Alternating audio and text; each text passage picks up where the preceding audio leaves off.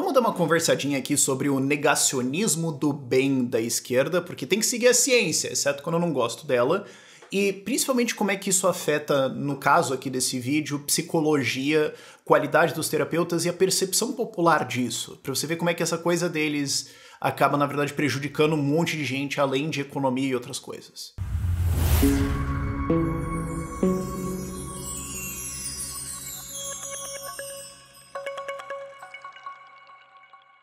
E isso aqui veio, essa ideia desse vídeo veio por causa desse tweet aqui, que eu não vou colocar de quem que é, porque eu pensei assim, vai que ela resolve me processar por machista, e cai num juiz que me odeia, o que não é difícil, e eu perco, por nada, assim. Então, é uma influencer famosa no meio de esquerda, quem sabe sabe, mas é a ciência que endeusa a indústria farmacêutica agora ataca, além da homeopatia e da acupuntura, a psicanálise. Quem me conhece já sabe que aqui eu já dei uma... O que funciona é remédio, gente. Bora da tarja preta. Quem sabe ressuscitar os eletrochoques. Terapia ou pseudociência. Cara, isso aqui é o puro e destilado negacionismo do bem. Então, assim, tem tanta coisa errada aqui que é fantástico. Mas antes da gente entrar nos detalhes... Pra quem não me conhece tanto assim, eu não cheguei a me graduar, mas eu cursei 4 anos de psicologia e eu gostava muito da parte de neurologia, de ciência, de estatística, análise de comportamento e tudo mais. Eu acabei não me formando porque assim, eu não tinha interesse nem em entrar no curso em primeiro lugar. E, curiosamente, eu trabalhava com mágica na época, eu realmente queria investir nisso e minha família me forçou a fazer um curso. E aí eu resolvi escolher alguma coisa que não ia me atrapalhar muito. E então, assim, eu acompanhava bastante essas partes de ciência e o resto eu realmente não estava interessado. E curiosamente foi isso que me tornou um libertário, porque na faculdade que eu estudava tinha 17 cadeiras de socialismo. Uma de estatística e 3 ou 4 de neurologia. E daí isso me deixou extremamente puto. E eu queria saber por que os caras estavam errados. E comecei a estudar bastante. E daí, bom, aqui estamos no Ideias Radicais. Então, obrigado a todos os meus professores comunistas que davam textos pra gente ler, tipo, sei lá, defendendo revolução e tudo mais. Ou professores socialistas que estavam, tipo, dando aula buscando basicamente só recrutar gente pra causa deles e negligenciando, inclusive, a própria matéria. Parabéns, vocês causaram isso. Eu acho isso uma justiça poética universal curiosa. Mas, enfim, eu adorava essa parte de ciência e neurologia e era curioso ver como o zeitgeist de esquerda dentro do curso era contra isso. Porque, e eu sei que isso é um tanto evidência anedótica de a minha experiência, mas eu já vi isso em várias universidades também, conversando com muita gente de psicologia, você vê isso. A posição da esquerda dentro de psicologia é anti-ciência, é anti-estudo. Quando eu tava no curso, o que o diretório acadêmico queria fazer, que era a galera de esquerda? Tirar a estatística e neurologia do curso. Mas era o foco dos caras. Inclusive teve uma época lá que abriram uma empresa júnior dentro do curso pra... Vamos ensinar, vamos treinar, ensinar e estudar aqui em nós como alunos, né? Como depois que a gente se formar, a gente, tipo, ganhar dinheiro e não morrer de fome. E daí o centro acadêmico fez uma reunião e mandou fechar. Eu, tipo, isso era pro lado dos caras, assim, tipo, não, porque a estatística desumaniza o homem. Ah, não, porque a neurologia mecaniza o homem e tira suas, não sei o que, não sei o que. Então, as partes de, assim, entender, tipo, cientificamente, assim, quimicamente, como é que funciona a fiação da tua cabeça, não é pra gente ter, não. E aí... E assim, já era fraco nessa área, eu já sentia isso bastante, a gente era fraco em neurologia, a gente era fraco em estatística, a gente era fraco em metodologia, essas coisas assim, mas pelo menos tinha alguma coisa, mas a ideia dos caras era ter nada. Isso já causava e causaria ainda mais a formação de profissionais que não sabem entender o que está acontecendo ali, que não é que é burro ou estúpido, é só tipo, você não domina... o conhecimento de como entender um artigo avaliando de alguma coisa, a efetividade de alguma terapia. Você não está conseguindo entender a metodologia ali. Você não está conseguindo entender como é que é a interação de remédios com o cérebro humano e quais são os efeitos colaterais disso e como analisar. Tipo, se um paciente chega para você e fala, ó, eu tô tomando isso aqui, isso aqui, isso aqui, você não consegue bater o olho ali e falar, tá, então vai ter mais ou menos esses efeitos colaterais, então se ele queixar dessas coisas aqui... Vamos relevar que pode ser um efeito colateral de tal coisa pode ser queixa, vamos tentar entender aqui. Não, o cara não saberia fazer isso. O que eu colocaria no rol de coisas que é o mínimo. É o mínimo que você esperaria de um terapeuta. E isso gerava, inclusive, toda uma celeuma de você não poder criticar isso. Então, existe um lado científico pra caramba de testes, de avaliação de neurologia sério pra caramba dentro de psicologia, e existe um lado de uhul! E existe umas coisas no meio, ok? Não vamos separar as coisas em maniqueísmo, mas existe umas coisas no meio, que assim, tem uns estudos aqui legais, mas tem uma parte aqui que é, cara, vamos no feeling. E mesmo eu estando desse lado super técnico, o mundo real é que tem coisas que você vai no feeling mesmo, tipo, sabe? Eu cheguei a atender em triagem, em algumas coisas você olha e fala, cara, ó, aqui acabou a caixinha de ferramenta de metodologia, vamos no feeling humano aqui, ou sei lá, tem... Tá, é razoável que existam umas coisas aqui no meio. O problema, em boa parte, é que quando isso acontece, você, público geral, que não faz a menor ideia do que é psicologia, não consegue diferenciar. E aí, por que não pode ter essa discussão? Por que não pode ter essa crítica? Porque a esquerda dentro da universidade pesa pra caramba pra desligar esse lado de testagem, de estudo, de tudo mais. Primeiro que ele não avança, ou ele avança menos do que poderia. E segundo que porque você não tá tendo essa discussão nem muito internamente, e é basicamente proibido que ela seja colocada publicamente, você que tá do lado de fora acaba muitas vezes, especialmente um público mais masculino, um público mais racional, dispensando a ideia de terapia como um todo por causa de falcatrua que existe no meio do caminho. Você acha que é tudo palhaçada e uhul e maconhagem e tudo mais, porque tem um pessoal que é assim e não pode ter esse debate, não tem muita crítica em cima disso. Ou porque você tem um skill, você tem um direcionamento de mais profissionais mais para isso, porque a discussão não acontece tanto assim. E isso prejudica todo mundo. Isso prejudica todas as pessoas que deixam de ser clientes, que deixam de ir atrás de terapia e de tratamento, porque elas acham que é tudo patifaria. Porque tem patifaria no meio. E isso vem de um negacionismo do bem da esquerda. De um negacionismo de nós não queremos neurologia porque nós não queremos estudar psicofarmacologia porque só querem chapar todo mundo. Cara, ó, vamos lá. Existiu uma época de tratamento que era chapar todo mundo? Sim, 100%. A neurologia e a psicofarmacologia ainda estão em desenvolvimento? Sim. Existem maus profissionais? Sim. Isso significa que você pode jogar esse campo inteiro como um todo no lixo só porque você não gosta do fato de que empresas privadas fazem remédios? Não. Mas é isso que acontece.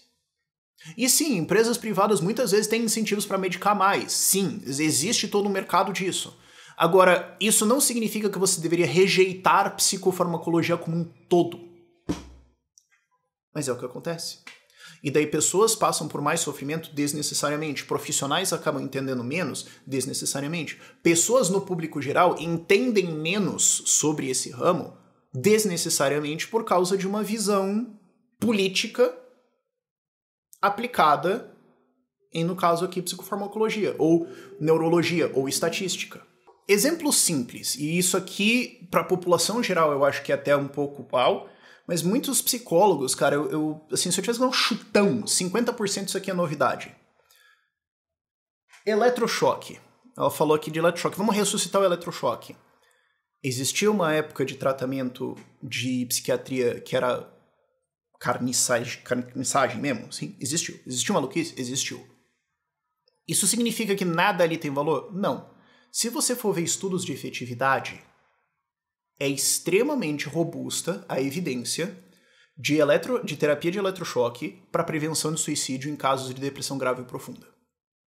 Não é o primeiro tratamento, não é o segundo tratamento que você recomendaria, não é comum, ninguém está querendo vender isso na farmácia. Agora, em casos extremamente profundos de internação, em que o cara tá disfuncional e tudo mais, e você já tentou várias coisas, você tá tentando manter o cara vivo, existe evidência extremamente robusta para a efetividade de eletrochoque. E para vários outros tipos de tratamentos também. É só que daí a galera pensa, pô, cadeira elétrica e um cara dando risada com... E tipo, não, se você for ver com o tratamento, é bem ok. Sabe, aliás, outra coisa que usa eletrochoque? A fisioterapia. Cara, Quem já foi pra fisioterapia pra fazer choquinho sabe. Mas isso é rejeitado por um viés político de esquerda que fala: Não, porque isso era lá atrás, feito durante o capital, e a ditadura nós somos contra isso, então não vamos falar nunca disso, não vamos estudar, vamos retirar do currículo. Então nós vamos censurar basicamente a discussão. E isso acontece em uma porrada de terapias diferentes. Isso acontece em psicofarmacologia, por exemplo, também, como eu falei lá atrás. Existem excessos? Existem. Isso significa que a gente nunca deveria usar remédio para nada? Não. É só que as pessoas são mal informadas. É só que tem vários outros incentivos ruins. Por exemplo, como isso aqui eu tô pensando num vídeo de sábado, eu tô querendo que ele seja mais longo mesmo. Uma das coisas que causa má medicação no Brasil é que, assim, planos de saúde são caros, SUS é ruim e o atendimento psiquiátrico é caro. Então é difícil... E o Brasil é um país pobre. Então é difícil você ter o dinheiro para pagar um bom psiquiatra. Eu falo para as pessoas, cara, tem algumas coisas que você não economiza. Contador, não economize. Advogado dá para negociar. Psiquiatra, não economiza, bicho. Não economiza no psiquiatra, velho. Não faça isso. Ah, tem esse cara que a hora é R$250 e o outro cara que a hora é 350. Vai no 350. Porque se o cara te der o remédio errado, tu vai ficar cagado por umas 2 semanas. Vai ficar puto, vai ser traumático, vai ser ruim. Isso vai te custar muito mais do que R$100. Paga o cara melhor. Eu sei porque eu já passei por isso. Eu resisti, inclusive, quando eu tive a minha época de depressão grave, eu resisti muito tempo aí pra um psiquiatra. Quando eu fui, eu falei, cara, eu vou gastar, velho. Porque eu preciso funcionar. Tipo, a minha vida inteira, minha empresa aqui tá tudo colapsando, cara. Eu preciso que essa porcaria funcione. Vai custar o quê? 200 pila a mais? Tó! Só que a maior parte das pessoas não pode fazer isso. A maior parte não tem acesso a conseguir pagar isso. A maior parte não tem acesso a conseguir um psiquiatra bom que vai ter uma sessão de 1 hora contigo, que vai sentar, que vai conversar, que vai ouvir. A maior parte das pessoas, porque o Brasil é um país pobre, porque tem imposto pra caramba em plano de saúde, porque o SUS é uma porcaria, porque tem imposto no remédio, porque tem imposto até em você apostar, daqui a pouco vai ter imposto em reclamar, em fazer vídeo, a gente não tem dinheiro pra pagar essas coisas. Então muita gente acaba na consulta de psiquiatra de 5 minutos, de 10 minutos, que às vezes também é um profissional ruim mesmo, mas às vezes, por mais bem intencionado que o cara seja, ele não teve tempo de analisar o caso ali. O diagnóstico vai ser pior, a recomendação de remédios vai ser pior, muitas vezes vai recomendar coisas mais baratas porque tá caro, porque inclusive várias coisas têm imposto em remédio também, e você não vai ter uma medicação boa, você vai passar por uma experiência ruim, e todo mundo ao redor vai ver, porque quando você tem uma experiência ruim com remédios é um negócio desastroso mesmo, e aí isso marca e todo mundo fica pensando, isso aqui é horrível. Por causa de várias complicações que o Estado impõe em cima, por causa de imposto, por causa de regulação de plano de saúde, por causa de um monte de coisa, por causa de taxação de remédio, por causa de várias coisas de propriedade intelectual, inclusive, que vai encarecer remédios e tudo mais. E isso reforça também essa coisa de que remédio é ruim. Agora, a minha experiência foi, eu sei que sou anedótico de novo e tudo mais, mas de fato, paguei um psiquiatra e eu falei, cara, mano, dá na minha cara, mano. Eu literalmente falei isso, inclusive, eu falei, mulher, dá na minha cara. O que você precisa receitar, receita, não olha o preço e tudo mais, eu preciso funcionar. Vamos lá, eu consegui fazer isso. Cara, eu tomei a receita de um remédio, em 3, 4, 5 meses eu tô melhor. Sabe? É só que também tem uma tendência curiosa de que quando você tem uma boa experiência com um psiquiatra, você não tende a falar sobre isso. E aliás, esse argumento aqui não tem nada a ver, inclusive, com esquerda, Estado, etc. Só tipo ser humano. Se você tem uma experiência ruim, você vai falar sobre isso e todo mundo vai ver. Se você vai num psiquiatra, muitas vezes você vai quieto. Porque você não vai falar pra todo mundo, gente, tomar alvo. Com vergonha, muitas vezes não fala. Então, se você tem isso, tem uma receita boa, tem um negócio e resolve, a tendência é muito maior de você ficar quieto. Então, a percepção das pessoas vai ser de ver muito desproporcionalmente mais casos que deu errado do que casos que deu certo.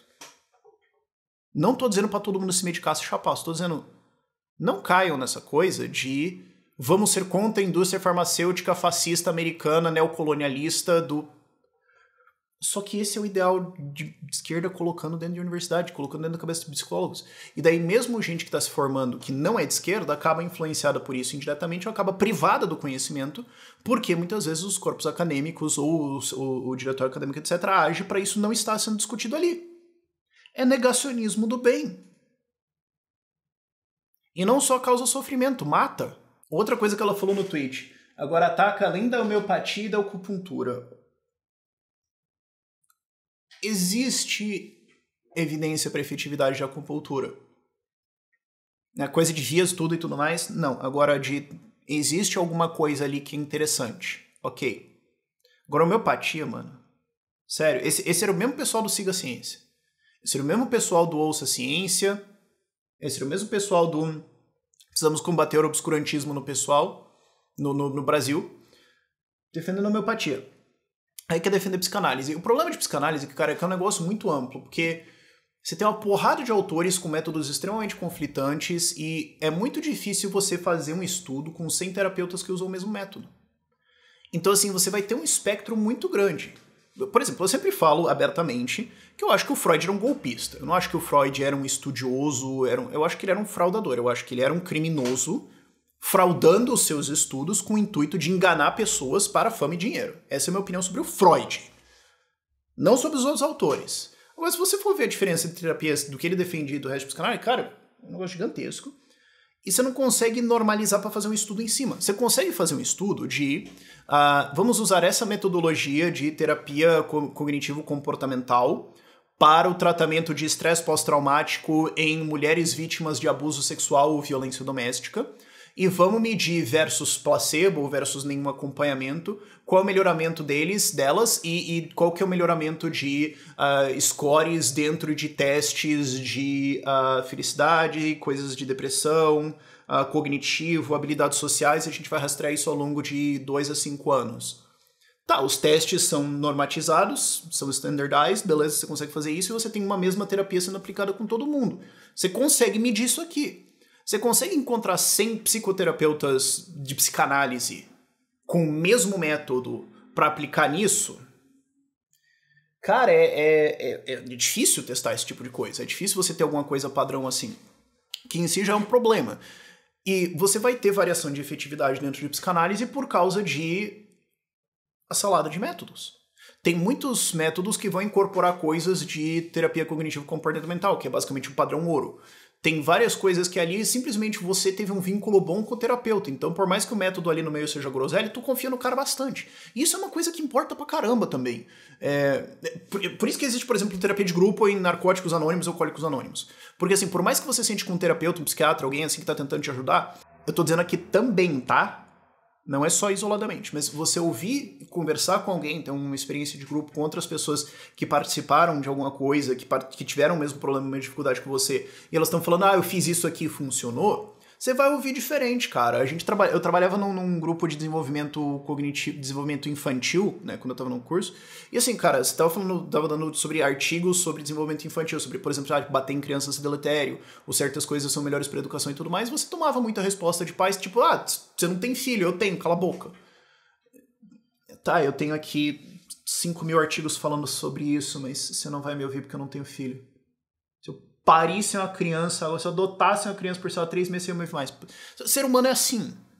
Então, isso vai causar variação dentro de psicanálise. Agora, tem marmelada? Tem. Tem patifaria? Tem. Tem profissional incompetente? Tem. Assim como tem profissional incompetente, inclusive, dentro de análise de comportamento, tá? Não é imune, não. Tem gente ruim dos dois lados. Agora, você não tem muitos estudos conclusivos sobre. Você não tem uma qualidade acadêmica ali testada muito boa. Existem fortes evidências para alguma coisa, existem algumas coisas que, sei lá, e é difícil normatizar isso, é difícil normalizar e ter um método padrão. Mas é que a gente quer ter uma coisa mais humana e ampla e tudo bem. Não, beleza, mas você pode ser transparente com o seu cliente? Isso é uma coisa que eu sempre falo para todo mundo. Se você tá em algum processo de terapia, fazer uma pergunta que deveria ser relativamente inocente pro seu terapeuta. Pro diagnóstico que eu tenho, seja ele formal ou informal, a sua conclusão de os meus problemas, e o método que você está usando, quais que são os estudos que você conhece que validam, dão evidência e dão força para isso que você está fazendo para tentar resolver os meus problemas? Deveria ser uma pergunta teoricamente inocente. Se você fizesse isso para um fisioterapeuta, para um médico, seria a coisa mais normal do mundo. Se o engenheiro, o cara tá construindo uma casa, fazendo um negócio lá e tudo mais, você fala, deixa eu só saber assim, qual que é a metodologia por trás do cálculo da viga aqui que pode cair na cabeça da minha criança? Só pra eu saber. Deveria ser uma coisa assim, naturalíssima.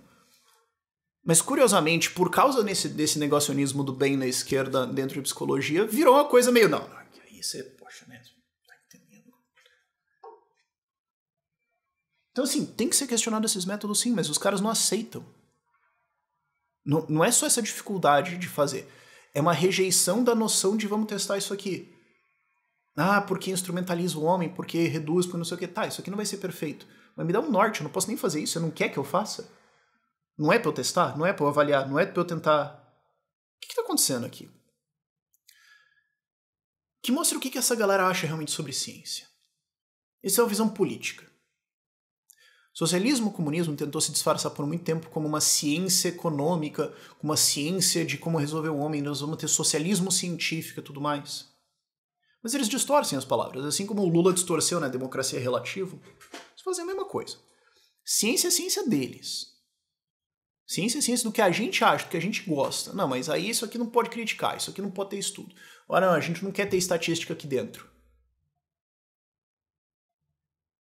Que é a mesma coisa que os caras fazem quando vai lá, tipo, vamos defender imprimir dinheiro, vamos tentar abolir oferta e demanda, vamos tentar rejeitar ciência econômica básica consolidada. Não é só com a economia. É porque é uma visão política que se sobrepõe a todo o resto. A gente discute aqui muito mais como isso afeta a economia, como isso afeta a política, como isso afeta a sociedade e tudo mais. Mas eu só queria fazer esse vídeo aqui sobre psicologia. Isso aqui não vai ser uma coisa normal, eu não quero ficar muito entrando nesse assunto. Tipo, se o Estado acabasse, tipo, tá bom, todo mundo é libertário agora, eu ia fazer isso provavelmente. Eu acho que essa é a minha segunda coisa na lista, eu ia entrar nisso aqui. Mas não é o que eu quero fazer isso agora, então não esperem muito mais conteúdo sobre isso.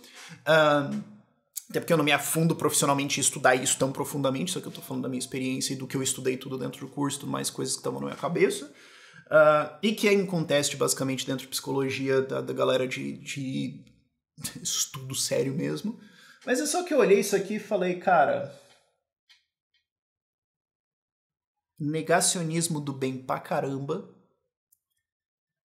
que causa sofrimento, que causa mortes, que afasta a gente de terapia, e se você questionar, os caras ficam putos. Por esse vídeo é isso. Tchau, tchau.